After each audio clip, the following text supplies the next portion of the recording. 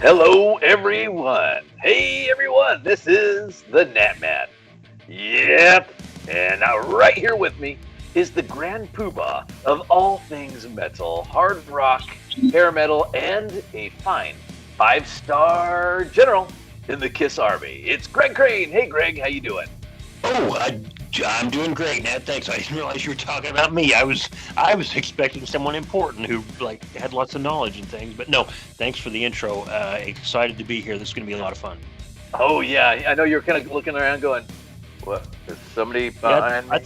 I thought someone had broken into the house or something, and you were trying to give me a warning. Oh well, that's just how we go.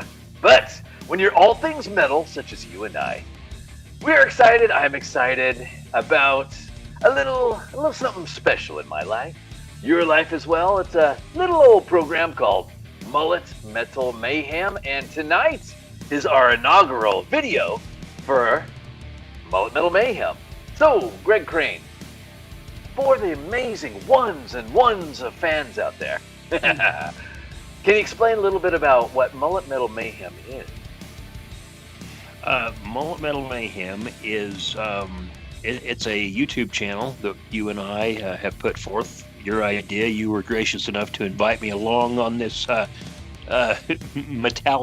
metal-laden journey. We're just going to kind of talk about hard rock, heavy metal, some different genres. Of course, there are all kinds of genres, subgenres, subgenres. So just kind of anything from the more melodic stuff to some of the harder stuff to some of the stuff that maybe led into what we now identify with as metal and have through the years have kind of been brought up with this metal. So all that and like I said, hard rock too. There'd be a lot of hard rock in there, and this is going to be kind of fun. I know you do a radio show by the same name, and you can tell the folks out there in YouTube land a little bit more about that. But as far as this channel, we're just going to talk about the hard, heavy, and still melodic rock that we love, all kinds of stories, the bands, the band members, the songs, the albums, the tours, the stories. It's limitless. That's right. That's exactly right. And what we're going to do is, this whole huge endeavor with all the mega national companies, international, I've got to tell you, with all the paparazzi that's been tracking us down, I don't know, we just had to kind of lay low. I'm from Alaska, I had to go all the way to the frozen Northlands. Greg, he is in parts unknown, much like Mr. Wrestling 2 from the old WWF days. Weight unknown, parts unknown. I did. Since we were going to be on cam tonight, I did take the mask off. So I'm looking at myself though and wondering if I might have made a professionally a career mistake there. So I might bring the mask back. But we're okay for now. All right. Well, that's how it goes. You're my mean Gene Okerlund, that's for sure. All right, and I'm the great Kabuki. I'm going to spew some green, mysterious fog as we talk about Mullet Metal Mayhem tonight. It's going to be a lot of fun. And, Mullet Metal Mayhem, just like Greg said, is all about the metal. It's all about us rockers, no matter what shape, sort, or size you are, what mold you fit in, or what mold you crawled out of. We're just going to have a good time talking about it. And Greg, you did mention a little radio show that I started about 4 years ago. And just to give a little bit of a background to that, I am the Natman. That's what I go by, my evil persona. Yes, I am the Natman from Mullet Metal Mayhem, a rock and roll 2-hour show most Friday nights out here in the wilds of Alaska. I'm over at a small little NPR station, and they said, you know what, as long as it's music that's not too filthy, too many curse words, and not Slayer and above, we're going to be okay with that. And I said, swing, swing, much like Wayne and Garth, swing, swing. Yes, I was ready to rock and roll. So I've been doing this little fun show for about 4 years now, just rocking and rolling, having a great time. being the ultra cheesy, ultra goober, worst dad jokes of all time. But I mix it in with metal, so it's all right. Yeah. No, it's like you said, Nat. It's usually you'll find it on most Friday nights. Once in a while, you expend a lot of energy, and you got to step away from the mic there once every so many weeks, and do the family thing, or do the whatever it is that Natman does when he's not terrorizing people on the mic. But yeah, most Friday nights, check it out. And we can hear that on what station, or where do we listen on the World Wide Web machine? You betcha. So if you are lucky enough, or you've got insomnia or something, and you're staying up late on a Saturday night, which we used to do, but nowadays it's like, sleep or being sleepy. Okay. But I do that from 8 p.m. to 10 p.m. most Friday nights here in Alaska. Alaska Standard Time is an hour behind Pacific Time. So where in the Mountain Standard Times, it's 2 hours. Central Standard, 3 hours. So anyways, 8 to 10 p.m., we're rocking and rolling. A lot of people have had their favorite beverage or three at about that point. So it gets a little more lively toward the end of the show. But hey, that's what we do. That's what we does on a little old radio station called KDLG. And the web address is www.kdlg.org. There are, again, it's an NPR station. So you're going to get some of the most non-rocking programs of all time. Matter of fact, right before my show is a little jaunt across the planet into, what shall we say, depression and doom, called the World Cafe. I've caught a little of the World Cafe. The World Cafe, I consider it the, I hope I don't get in trouble, the warm-up act for Triple M.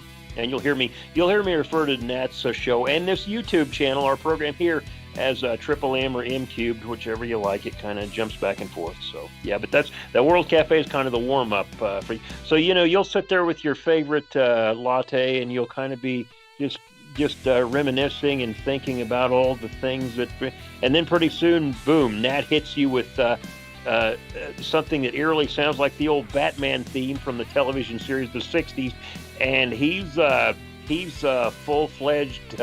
All aboard Warp Factor 9 rock and roll from that point on. That's right. I'm like Jean-Luc Picard saying, engage, number one. Engage. And oh boy, we are into Warp Factor 2.0. We're hitting the airwaves live, loud, and proud. It's fun. It's a blast. I love giving shout-outs to what I lovingly call my mulleteers out there, Mullet Metal Mayhem, and the minions, the little minions, the ones and ones of them, called the Mulleteers, and we just have a good old time. I give shout outs when I get a little text or I get a Facebook message on the Mullet Metal Mayhem page. Then I'm trying to shout them out, and I'm giving folks pretty much these metal/professional wrestling kinds of names. And yeah, you'll hear all kinds like Metal Mike, Mighty Mike. We've got Killer Ken. We've got all kinds of folks out there. Metal Jedi John down in the Tennessee quadrant. We got the British Invasion, our good British friend Dave out there. And so, everybody's got a nickname. Everybody's got some fun. Nothing serious except for the metal and the rock. And it may not just come from this side of the rock. We might be going to parts unknown like Mr. Wrestling 2. And across the planet, we'll find anything that's rocking and rolling. We'll play it on Mullet Metal Mayhem. Yeah. No, you hear it all. I like it, Nat, because you'll play a few of the, you'll play a lot of them, but I'm talking about in the course of a show, of your 2-hour show. You'll play a few of the ones that everybody, oh gosh, I know this song. It's one of my favorites. Then you'll kind of reach way back and dig up some things that they're maybe obscure, but they're great. But wow, I didn't. You'll pull up things from bands that very few have heard from, but you'll also pull up, and I think this is cool, you'll pull up from the mainstream bands, the big names, Kiss, AC/DC, Motley Crue, whomever, Bon Jovi, Metallica, but you'll pull up a song that, I did not heard that in a long time, or I did not know about that song, so that's really cool. Yeah, and that's what it's about. There were so many great bands out there that, nobody had ever heard of, or maybe they'd heard of one song that played a lot, but then they had so many great songs. I mean, think about the great ones. And when I talk about the great ones, we're talking to the right guy when it comes to the historical perspective of Kiss. How many hundreds of tunes has Kiss had that weren't the splash songs that hit the airwaves, but are just so killer that people are starting to discover now? I think in our realm that we appreciate, I mean, and we go into some kind of different types of music, but talking about this one, staying focused with the hard rock and some of the metal genre, I think that really is in the hard rock and metal. That is really where you find it the most prevalent, where people will know Living on a Prayer by Bon Jovi. They'll know You Shook Me All Night Long by AC/DC. They'll know Rock and Roll All Night by Kiss. But hundreds of other songs that just from the catalogs that people don't know, that and it just blows you away to hear that. Oh yeah. There's so many tunes out there. I mean, you could just start rattling them off. Even AC/DC has a ton of rockers that a lot of people haven't heard, but they are just classic. And I love finding some of those from time to time. I love to throw a Kiss tune out there from time to time that maybe only Greg Crane and a couple others out there have heard of, like Heart of Chrome. There's a tune. Off that Revenge album that came out in '92, and I mean that, because for a while there, because prior to that was Hot in the Shade, had 15 songs on it, and I love Kiss, but that song, that Hot in the Shade, we saw the tour, and the tour was amazing tour. They played, I think, 26 songs from all across the Kiss catalog. But when Revenge came out, and that was kind of a tough time too, because Eric Carr had passed. I mean, he had come in 1980 and been this driving force, and kind of with his work behind the drum kit, he'd just been this amazing driving force, and kind of renewed them, and they took this heavy approach, and they lost him, unfortunately. But yeah, when Revenge came out, that kind of cleansed the palate, so to speak. People picked it up and listened and thought, this really has some good material on it. So so much. And that's what we aim to do on Mullet Metal Mayhem. We play some of the classic rockers everybody loves, and I get lots of requests for, some of the standard staples out there.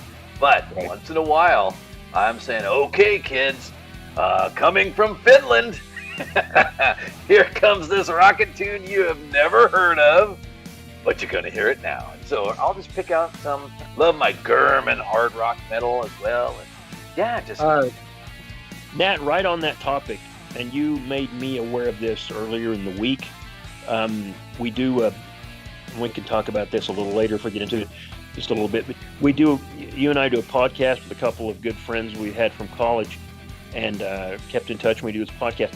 And why I'm bringing this up is that the Immigrant Song, originally done by Led Zeppelin, you turned us on to a cover by the band.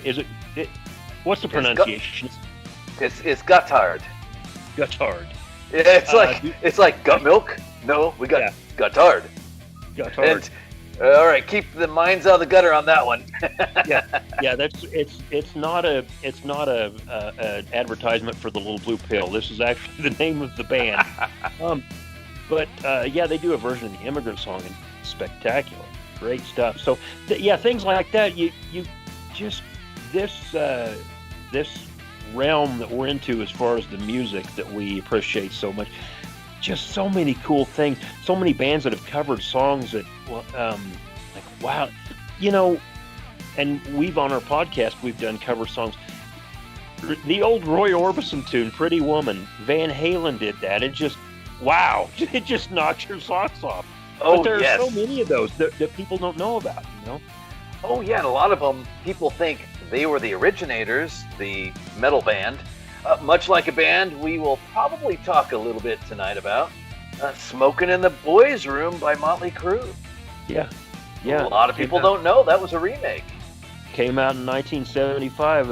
A band called Brownsville Station did that song. And yeah, and you know, it's funny because in 85, Nat, when you and I were slightly younger, in 85, that song came out, and you know, it's like, well, yeah, it's a cover. They redid the version of the song by Brownsville Station, which came out in 1975.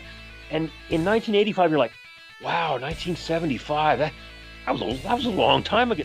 No, that was 10 years ago. That wasn't really that long. Isn't it amazing how your perspective, you gain perspective, I guess. That's exactly right. And you know, speaking of Motley Crue, they came out with a remake of a Beatles song of all things. Yeah, Helter Skelter. Exactly. I love the version by Motley Crue of Helter Skelter. It is a, you know, as far as covers go, that is a very, very popular version. You're right. Yeah, it came out on, they put that out on Shout at the Devil, and just a terrific version. It was awesome what they did with it. Yeah, and you know, I know that you and I, we will, on Mullet Metal Mayhem, the YouTube channel, the YouTube episode, we'll talk about covers at length in one of our programs, because there are so many great ones out there. But Metallica, holy cow, how many have they done that they revived? Yep. Everybody thought that Quiet Riot, you know, it was their Come On Feel the Noise. Right, right. It may have been done before by a little old band. Yeah. Yes. Oh, yes. And so it's amazing, some of the great things out there. So. And even the other, I mean, Quiet Riot, Mama, We're All Crazy Now. There's a cover. That's right. That's right. Slade, of course, we all know that they did that. You know, Come On, Feel the Noise. So it's just a great bit of metal, a great bit of rock, and it's lots of fun. We're not here ranting and raving about something political. We're not ranting and raving about, you know, how the ills of society. We're here, no matter your age, if you're 10 on up to 90, if you're rocking, we want to talk to you. Yeah, and music is such an escape, and this style of music is such a great escape. So many things.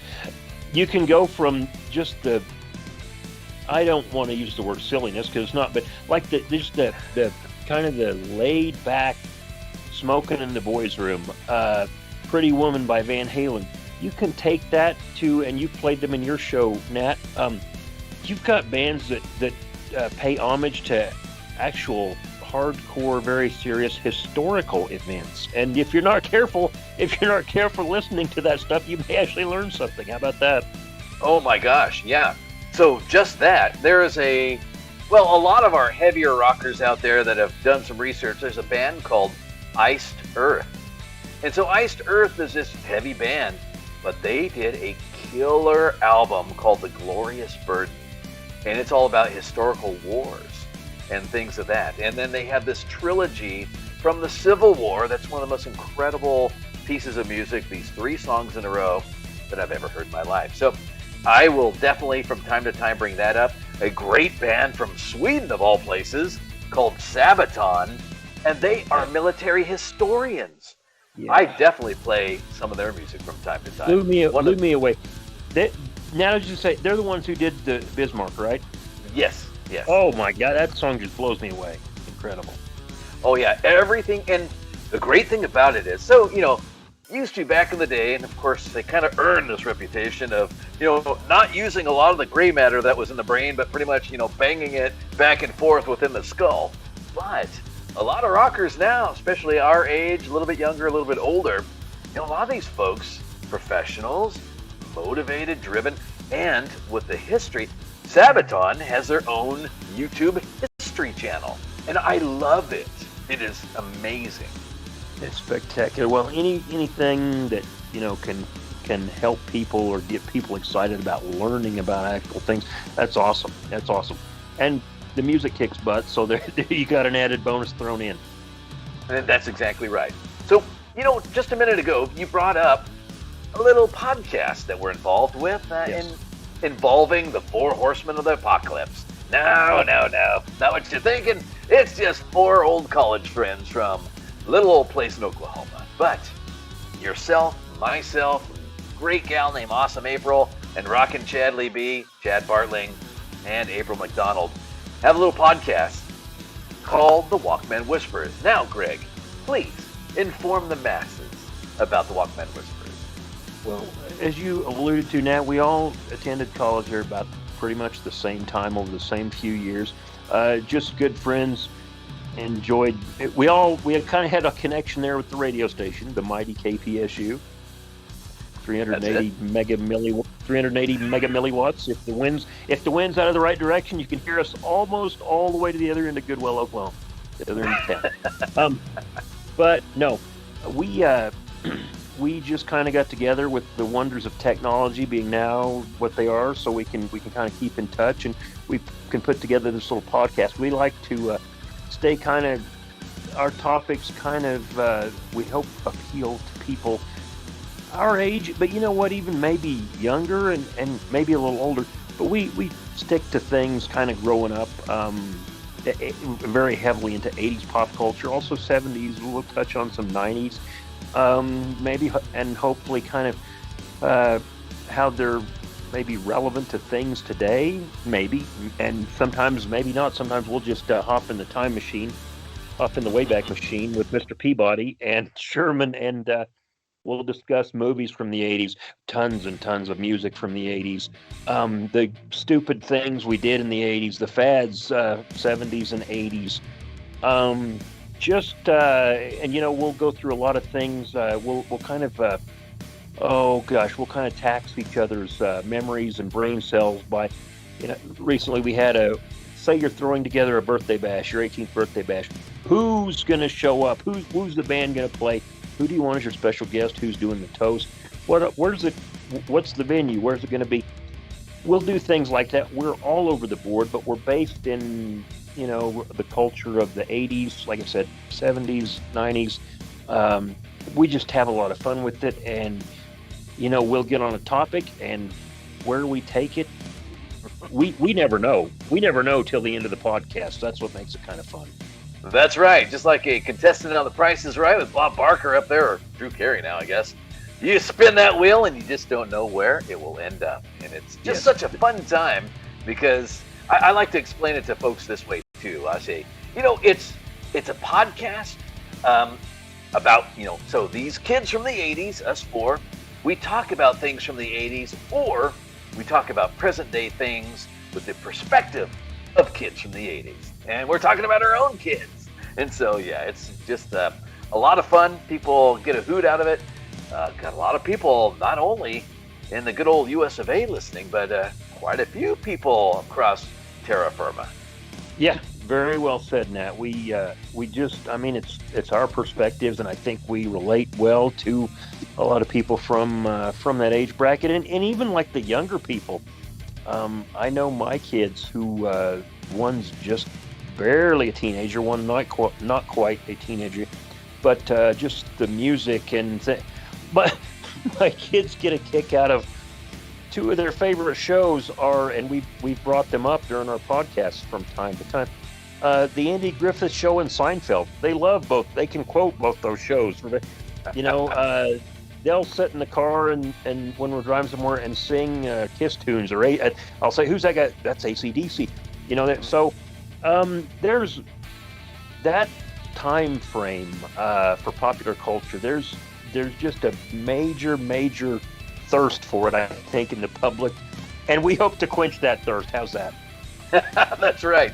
You know, it's so right. My daughter, my youngest daughter, she's 15, going on 16. I lovingly call her the Metal Maiden, because, so this is a girl that, you know, 15-year-old girl going on 16. A lot of her friends and her love bands from the 80s. Pop, rock, hard rock, you name it. My little Metal Maiden, she'll ask from time to time on a radio show, "Hey, Dad, can you play a little GNR?" I'm like, excuse me? Baking powder? What? Yes. And she loves Thunderstruck by AC/DC, and oh my gosh. So that's a parenting win. I'm going to pat my own back right now. Parenting win, and you get a parenting win as well by your boys enjoying some of those great programs from the past. Yeah, I know your daughter is she's a big Queen fan. I was listening. Favorite band. I was listening to your radio show not long ago, and you said that she called and wanted to hear a song, and I'm like, what? Detroit Rock City by Kiss. Yes! Awesome. I about fell over. I was like, wow, yeah, that's a parenting win. Oh, yeah. And, when it comes down to it, sometimes I'll go with her to when the malls were populated by humans that weren't completely socially distanced, we'd go into fun, those little stores called Spencer's. They've got all the goofy stuff in there, all kinds of great stuff. And we'll go straight to the t-shirt section. Guess what she wants? She wants a Beatles t-shirt. She wants a Queen t-shirt.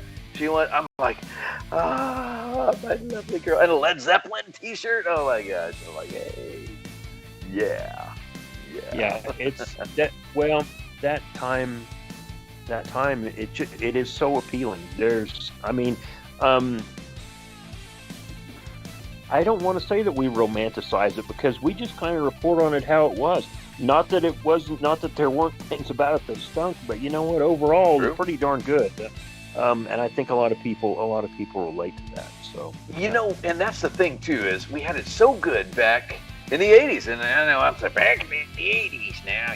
We sound like an old geezer, but I'm telling you what, we didn't know how good we had it until the '90s hit, and then the 2000s hit. We're like, holy cow, that was Shangri-La. My God, this is true. Well, I guess I could sum it up as far as like the musical part of the '80s.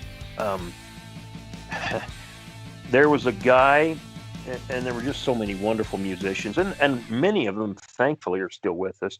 But this one recently has left us to go on to a better place. But there's a guitar, and everyone knows it when they see it. It's red with black and white stripes on it. Nobody these days can play that guitar. There was one guy who could play it, and no one does things like that anywhere near that today. He was the innovator. He was the innovator, and I'm not downplaying what people do now or downgrading or any. That's not being insulting at all. I'm just paying homage to what was there and what came about during that time, and that's what we push in the Walkman Whisperers, is how great at times they were. And you know what? They actually did make us the people we are today, and there's a place for that in society today, and I think we actually need plenty of that in society today. Sorry, I'll get off my. I'm going to be shorter now because I'm going to get off my soapbox. No. There we go. All right. Thanks, Dad. All right. But no, it's true. There was, I would hear my grandparents romanticizing the 50s about how innocent and wonderful and pure it was. And I'd think, yeah, okay, it sounds kind of nice. Then my parents, of course, were talking about the late 60s and the early 70s. And I'm like, okay. I was a kid in the 70s. Oh, Bill Bottom pants and big stripes and, I'm not sure about all that. The collar that stood up like here, just like swallowed you. All I gotta say, early 70s, and I'm still getting over. I'm still taking therapy. I have therapy sessions about it. The Easter costumes and outfits that we had to wear at church. Oh my gosh, very colorful. Very colorful, very eye-catching there. I got through that without getting in trouble. So. Oh man. Yeah, very, very nice. Because we were wearing like full-blown sailor little outfits, and moms were cooing over their children at church about how cute and how dapper they looked. Oh my gosh. It was quite the time. And Mom with the beehive hairdo going, it was just a lovely time. But I have to tell you, so here, you and I and a lot of those folks listening to the Walkman Whisperers, not only the younger generation, but a lot of the older generation, really having a great time talking about the 80s, which we, of course, not romanticized so much, but it's our perspective. That's where we grew up as kids, and then launched into the 90s at college. Sure. Yeah. I mean, that was our, you said, Nat, I mean, the 80s, that was kind of the solidified part. In the 70s, we were kind of feeling our way. We were still kind of trying to figure out and grasp an understanding.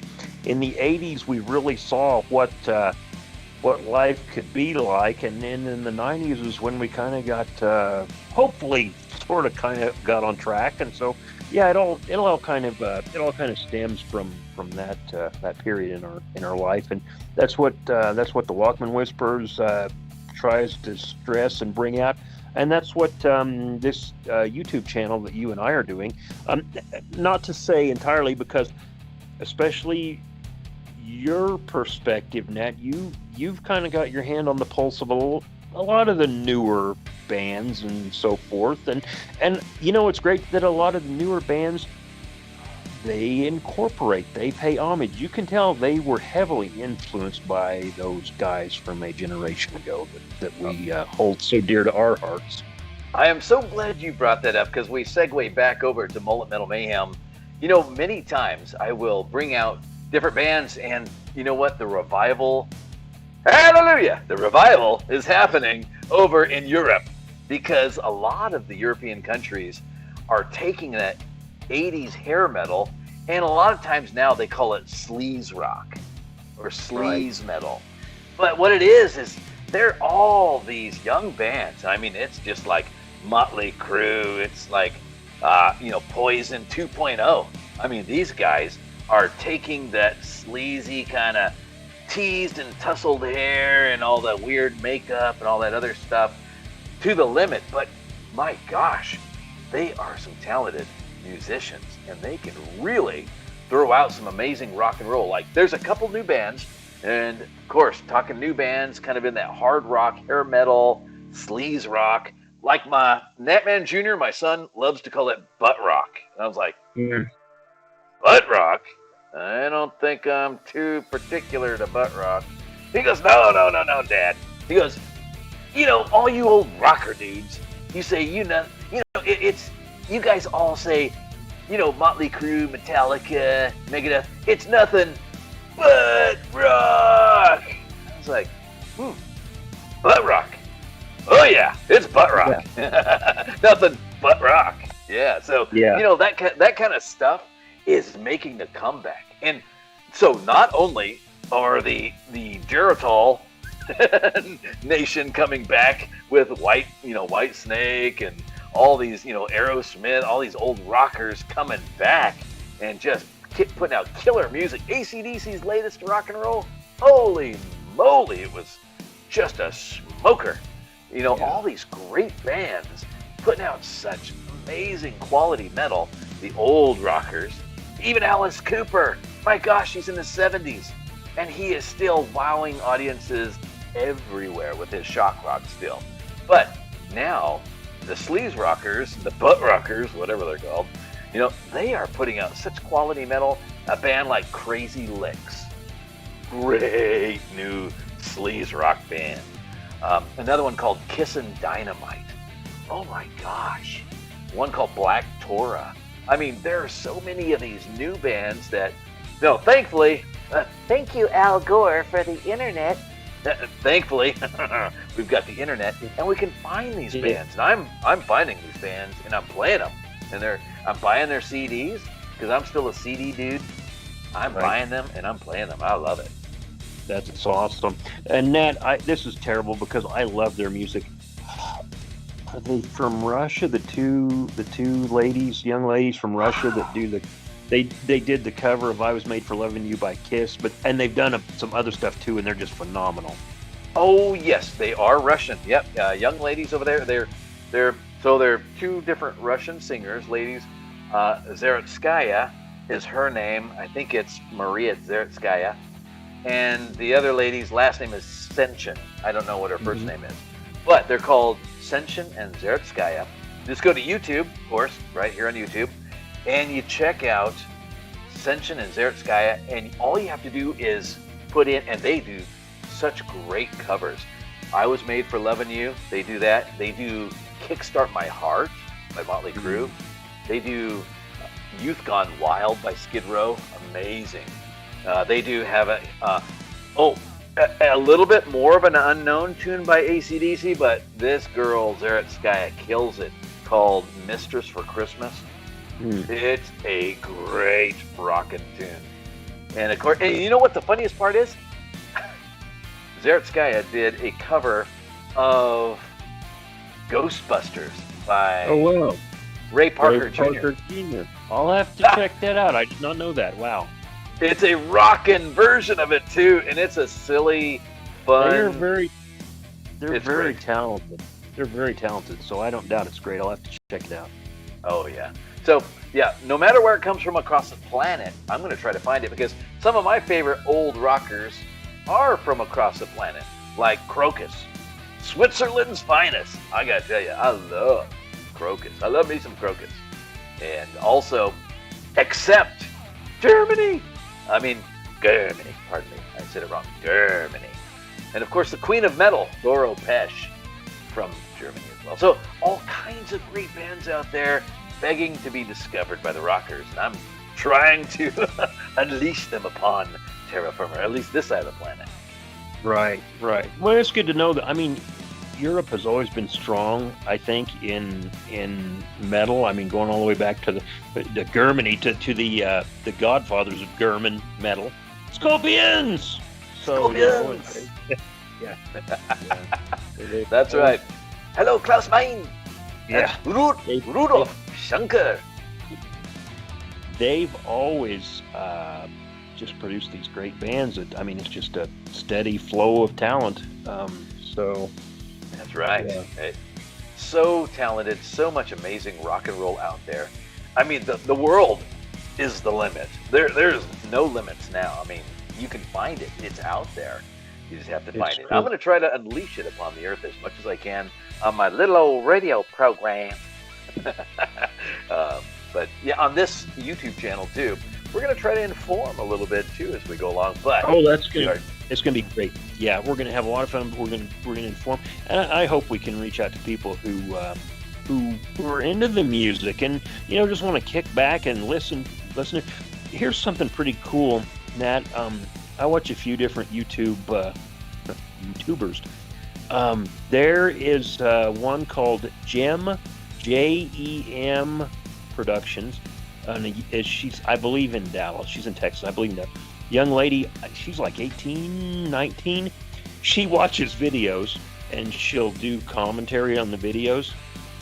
And a while back, she said she was going to do a Motley Crue video, and I said, "Oh, I hope it's Wildside." And she replied to me on YouTube and said, "That's the one." I said, "Oh, you're going to like it." Well, she's watching it, and she's like, "Oh," and she really likes live performances, and she's like, "This is good energy. This is really good energy." Well, in the middle of the song, there's that thing that happened, and that's why Wildside is my favorite video. That little thing that happens with Tommy Lee's drum set up in the cage, and she's watching. It's like, and she says, "Oh, I've never seen that before," and that is just so awesome to see someone 18, 19 seeing something like that we saw, because you know what, that song came out when we were 18. Yes. And just seeing the response, the reaction, things like that, because those bands live, I mean, you mentioned Alice Cooper, does some crazy stuff, very visual, tells all kinds of stories with his music and his stage presence and his stage performance. Kiss just completely they set the bar so high that I mean, and you've seen them in concert, blowing up thing. I mean, they blow up things, they have lasers, they race all around. They've been in costume and makeup, out of makeup, back into makeup. But you know what? You can take a Kiss record, date myself there, CD, and you can listen to it. It's pretty darn. And there are people who hate Kiss. That's fine. I don't care. I don't like certain bands either that everybody loves. But getting back to that, they make some makeup, explosions, fire, blood aside. Some of they've got quite a few really good songs to listen to. So, Oh, and yeah. and I read someone the other day saying, half the bands that got big that you see, they said if you talk to them, they'll list Kiss as someone who influenced them in some, as far as the style of playing or stage presence or marketing or whatever, they've influenced them. And you can see in a band like Motley Crue, who took that stage presence and kind of the wildness and so forth. And it's good to see bands do that, because obviously it boils down to the musicianship. You got to play the guitar. The drums have to be on time and have to be solid. Helps if you've got some really good songs too. But when people come and see you, if you can give them something that makes people in the crowd go, whoa, wow. That's a lot right there. Oh, yeah. And that's what it's about. It's about being a part of the moment, a part of that experience. Some of the great concerts that you and I have been to, some of the other ones that you went to, that I went to, different places. No matter if it's in front of a gigantic coliseum with thousands upon thousands of people, or if it's in a little dive club with 20 people, just being a part of the moment is just so special. And that's what Mullet Metal Mayhem's all about. We are articulating the moments from back in the day and from present day, and we want to just really make it as special as possible. We do, yeah. We hope to. We're going to talk about bands at the forefront that have been there for years. Yeah, the AC/DCs, Motley Crue, Kiss. Some of the Bon Jovi, Van Halen, Def Leppard. And then some of the band, like I know you're a big fan, King's X, bands like Firehouse, bands that you don't hear a whole lot about, but when you mention them, people are like, oh yeah, perfect band for that, Tesla. Oh yes. Yeah. There are just so many bands and so many performers across the genres and subgenres of metal and hard rock that we're going to get into. Hopefully people will not be surprised. I should say they may be surprised, but don't be surprised if we're talking about ZZ Top or Loverboy or Rush or the Sleaze Bees or Blue Murder, or there's like 6,000 other bands that we're probably going to be talking about as well. So stay tuned, and because I think you're going to like it. I think you're going to be surprised and entertained. Absolutely right. And so, Greg, thank you very much. This is a great introductory YouTube moment for Mullet Metal Mayhem. We talked a little Mullet Metal Mayhem. We talked a little bit about the Walkman Whisperers, and of course we'll have more and more about that. And hey, Mulleteers, and I'm calling you Mulleteers because you're a Mulleteer in my little wee heart. And we're going to be talking next episode about Motley Crue.